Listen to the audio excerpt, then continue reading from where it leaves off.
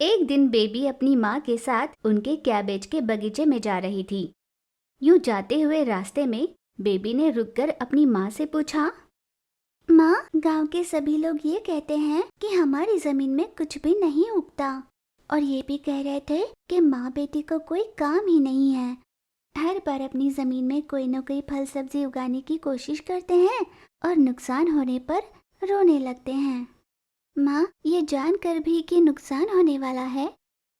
Baby, हमारे पास इस खेती के अलावा और कुछ है भी नहीं। किसी के पास मदद मांगने जाती हूँ तो अछूतों की तरह बर्ताव करते हैं। सब कह सुनाने वाले ही लोग हैं बेटा, मदद करने वाला कोई नहीं। इसीलिए फायदा हो या ना हो, हमारे लिए ये खेती ही एक आखिरी उम्मीद है। यूं बेटी को समझाकर माँ उसे अपने खेती पर ले गई। दोनों उस जमीन पर उगे कुछ अनावश्यक घास फूस तोड़ रहे थे। जब बेबी अपने जमीन पर काम कर रही थी तब उसे एक कैबेज का पौधा कुछ अजीब सा नजर आने लगा। उसने ध्यान से देखा तो वो चमक रहा था।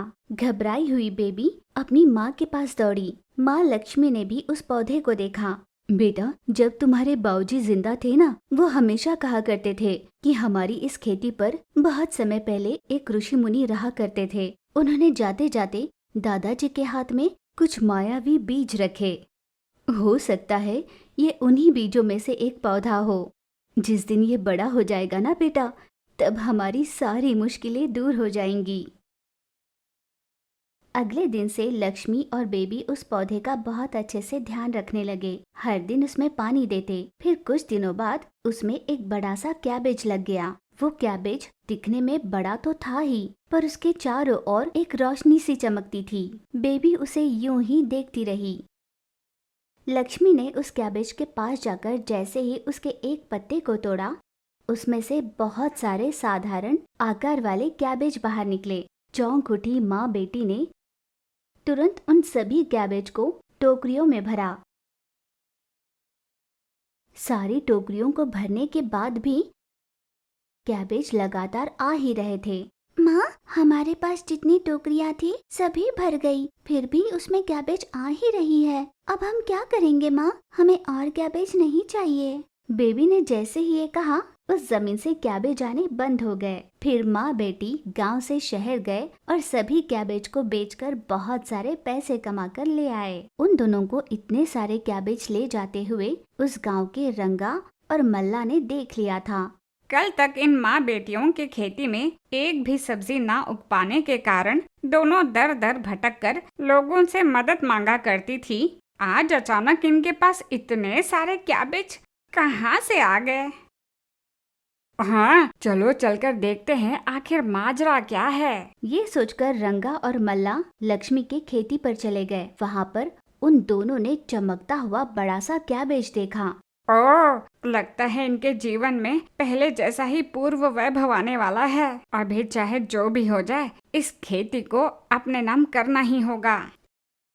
फिर मल्ला और रंगा लक्ष्मी के घर गए।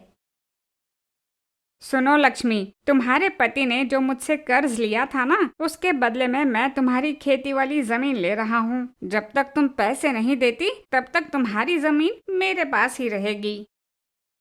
हम तो ये सोचकर खुश हो रहे थे कि अपने अच्छे दिन वापस आ गए, पर देखो ना माँ, अब हम क्या करें? इस समस्या से हम बाहर कैसे निकल पाएंगे माँ? जिस भगवान ने अब तक अपना साथ दिया है, उसी भगवान ने अपने आगे का रास्ता भी तय किया होगा। कल सुबह चलकर खेती पर देख लेते हैं। अब तुम जाकर सो जाओ। फिर उस रात वे दोनों सो गए। रंगा और मल्ला उस मायावी कैबेज के पास थे।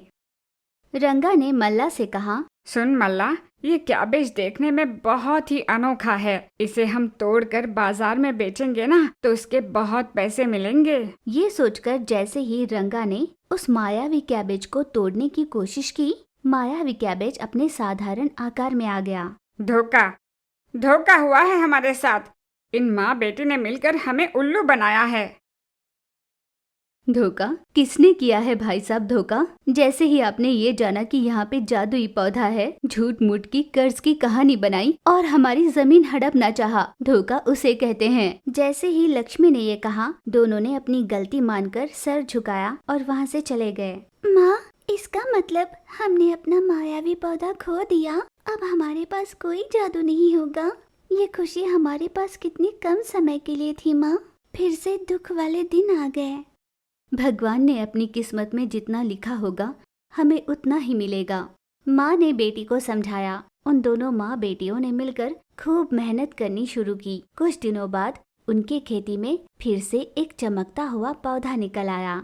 बेबी ने खुश होकर माँ को आवाज दी, माँ देखा तुमने? हाँ बेटा, लगता है भगवान को हम पर दया आ गई। उन्होंने फिर से हमें मायावी पौधा दिया है। अब गांव की लालची नजरों से इस पौधे को हमें छुपा कर रखना होगा। हमारा गुजारा जितने में हो पाए हम बस उतना ही यहाँ से ले जाएंगे। यही तय कर माँ और बेटी ने मिलकर उस दिन से उस पौधे की बहुत अच्छे से रखवाली करनी शुरू की। हम भगवान से यही प्रार्थना करेंगे कि ये पौधा मायावी पौधा ही निकले और माँ बेटी के कष्टों को दूर करने में उनकी सहायता करे। एक गांव में बेबी नाम की एक लड़की रहा करती थी। उसके माता पिता नहीं थे। वो अनाथ की जिंदगी जी रही थी। उसे गांव में जो भी काम मिला करता उसे कर वो अपना गुजारा कर रही थी। एक दिन खेती के काम के लिए निकली बेबी को वहीं पर काम करने आई कुमारी नाम की एक औरत मिली। बेटा बेबी, मैं तुमसे कुछ कहना चाहती हूँ, पर तुम उसका बुरा मत मानना। पर ना जाने क्यों तुम्हें बताने का मन कर रहा है। तुम्हें भगवान ने बाकी बच्चों की तरह खेल कूद में बचपन बिताने का मौका नहीं दिया, और तुम्हें कोई काम देना भी चाहे तो वो ये सोचकर रुक जाते हैं कि तुम बहुत छोटी हो। कभी उन्हें ये लगे कि काम ज्यादा है और काम करने वाले कम, तभी तुम्हें बुलाने की सोचते भी है। साफ साफ शब्दों में कहूँ तो उनकी जरूरत पड़ने पर तुम्हें काम देते हैं, वरना तुम्हें भूल जाते हैं। जब किसी के यहाँ कोई काम करने वाला आता नहीं है, मुझे लोग उसी समय तक काम देते हैं जब तक उनके नौकर वापस नहीं लौट जाते। जब भी मुझे काम मिलता है उस दिन और उसके अगले दिन बस मैं तभी खा पाती हूँ। अगला काम मिलने तक मेरे पास भूखा रहने के अलावा कोई चारा भी नहीं होता। हाँ, तभी तो मैं तुमसे एक बहुत अच्छी बात बताने आई हूँ। हाँ मासी, क्यों नहीं सुनूंगी, जरूर सुनूंगी। इस पूरी दुनिया में अगर कोई मेरा भला चाहता है तो वो तुम ही हो ना। तुम जो कहोगी मैं वो करूंगी, बोलो ना। तो ठीक है, तुम मेरी बात मानो और ये किसानी का काम छोड़ दो। इतनी छोटी उम्र में अगर तुम ऐसे काम करोगी तो तुम्हारी सेहत पर असर पड़ सकता है। शहर में मेरे जान पहचान में रमेश जी रहते हैं। वे जलेबियाँ बनाते हैं। उन्होंने मुझसे कहा था कि उन्हें हाथ के नीचे काम करने वाला कोई चाहिए। तुम वहाँ चली जाओ, काम में उनका हाथ बटाओ और साथ ही साथ जलेबियाँ कैसे बनाते हैं ये भी सीख लो। ऐसे 1 साल तक अगर तुम मन लगाकर वहाँ काम करोगी तो तुम अपना खुद का जलेबी का ठेला लगा सकती हो। हाँ मासी, मैं जरूर जाऊंगी। आप उन्हें ये खबर दे दीजिए और मुझे बता देना कि मुझे वहाँ कब जाना है। मैं तैयारी कर लूंगी। यूँ बेबी के कहने पर कुमारी बोली, अच्छा चलो ठीक है, तुम आज यहाँ आई हो तो यहाँ का काम कर लेना। मैं रमेश जी से ये बात कह दूंगी। कुमारी ने तुरंत रमेश जी को बता दिया और रमेश जी ने बेबी को अपने पास बुला भी लिया। बेबी मन लगाकर वो सारे काम करती जो रमेश जी उससे करने के लिए कहते। यूं ही समय बीत रहा था। बेबी दिन रात एक कर रमेश जी के जलेबी के दुकान के सारे काम कर लिया करती। यूं एक दिन बेबी ने रमेश जी के पास जाकर कहा, सेठ जी, मुझे यहाँ के सारे काम आ गए सिवाय जलेबी बनाने के। आपने मुझसे कहा था कि आप मुझे जलेबी बनाना सिखाओगे। कब सिखाओगे? मुझे तुम्हारा काम करने का ढंग बहुत अच्छा लगा। मैं तुम्हें जलेबी बनाना अभी सिखाता हूँ। फिर रमेश तुरंत अपने साथ बेबी को लिए उस जगह पहुँचा जहाँ पर वो जलेबी बनाया करता था। रमेश जी ने बेबी को बताया कि जलेबियाँ कैसे बनाते हैं। बेबी ने ध्यान से देखा। उस दिन से हर रोज अपने काम जल्दी से निपटाकर बेबी रमेश जी के साथ उनके ठेले पर जाती। एक दिन अचानक रमेश जी की सेहत बहुत ज्यादा खराब हो गई। जैसे ही बेबी को ये पता चला, उसने तुरंत कुछ फल लिए और रमेश जी के पास चली गई। सेठ जी, आपको ये बुखार ऐसे कैसे चढ़ गया? फिर आज भला जलेबियाँ कौन बनाएगा? बेबी, हर दिन मुझे जलेबियाँ बनाते हुए तुम ध्यान लगाकर देखती हो ना। आज एक दिन जलेबियाँ तुम खुद ही बना लो। अपने मालिक की कही बात वो टाल नहीं सकती थी, इसलिए तुरंत जलेबी बनाने के लिए वो मान गई। बस थोड़ी ही देर में वहाँ लोगों की भीड़ लगी। सभी उससे जलेबी मांगने लगे। चूंकि पहली बार बेबी जलेबी बना रही थी, जलेबी बनाते समय उसके हाथ कांपने लगे। यूं कांपते हुए हाथों से ही उसने जलेबियां डाली। फिर उसने जलेबियां बनाकर उसके पास आए ग्राहकों को देने लगी और बदले में पैसे लेने लगी। बेबी ने सारे पैसे एक संदूक में भर कर रखे और मन में सोचने लगी, मेरे हाथ की बनाई जलेबी यहाँ सभी को भा गई है, यानी गांव जाकर मैं जलेबी का एक ठेला लगा सकती हूँ। पर मेरे मालिक के काम सिखाते ही मेरा यूं चले जाना सही नहीं होगा। जिस मालिक ने मुझे जलेबी बनाने की कला सिखाई, मुझे अपने पैर पे खड़ा रहने के काबिल बनाया, मैं उन्हीं को टक्कर देने के लिए अपना ठेला नहीं लगा सकती। यूं बेबी सोच ही रही थी कि तभी वहाँ पर रमेश जी आ गए। उन्होंने तुरंत गल्ला खोल कर देखा और पैसे गिनने लगे। क्या बात है बेबी, देखने पर लग रहा है जैसे बहुत सारी जलेबियां बिक चुकी है, पर पेटी में तो बहुत कम पैसे हैं। ना जाने क्यों मुझे ऐसे लगता है जैसे पैसे तुम ही ने रख लिए हैं। सेठ जी, मैं अनाथ जरूर हूँ, पर इस तरह पैसे चुराकर अपना गुजारा करने वालों में से नहीं। मुझे चुराए हुए पैसों की कोई जरूरत नहीं, और जहाँ पर विश्वास न हो वहाँ पर मुझे रहना भी नहीं।